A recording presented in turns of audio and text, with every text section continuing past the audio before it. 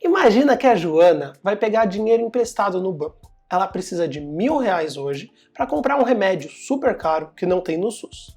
O banco vai emprestar o dinheiro para ela, mas ela vai ter que devolver no futuro. Ou seja, a Joana fez uma dívida. Só que o banco não faz nada de graça. Esses R$1.000 que a Joana pegou emprestado, daqui a um tempo ela vai ter que pagar R$1.100, por exemplo. Percebeu que é um pouco a mais?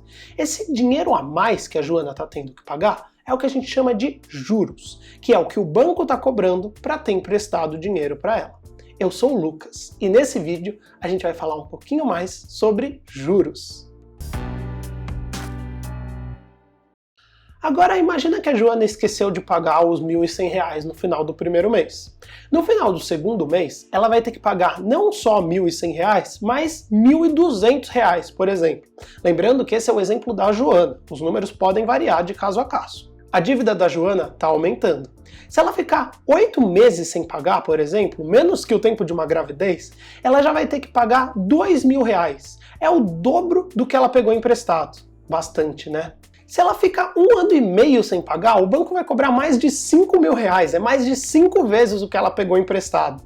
E isso é muito dinheiro, e a dívida dela vai aumentando cada vez mais. Percebe que quanto mais tempo a Joana fica sem pagar essa dívida, mais o banco vai cobrando os juros. Isso significa que quanto mais antiga for uma dívida, mais juros vão sendo cobrados em cima dela. Isso vale para qualquer dívida e é bom a gente prestar atenção para decidir qual delas a gente vai pagar primeiro.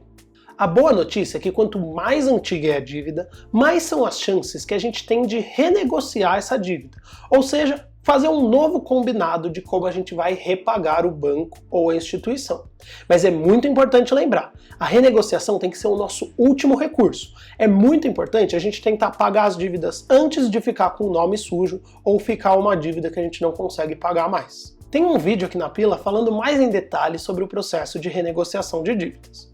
Por enquanto, o que a gente já sabe é que as dívidas mais antigas são aquelas que têm mais juros e, portanto, são as mais caras. Isso é super importante na hora da gente decidir que contas pagar primeiro. Uma última coisa que eu queria falar é que dívidas diferentes têm taxas de juros diferentes. O que isso significa? Significa que se eu pego um financiamento, eu vou pagar juros diferentes do que se eu pegar um empréstimo. Se eu for num banco A, é diferente do que se eu for num banco B. Ou seja, no seu empréstimo, você pode acabar pagando mais ou menos do que a Joana.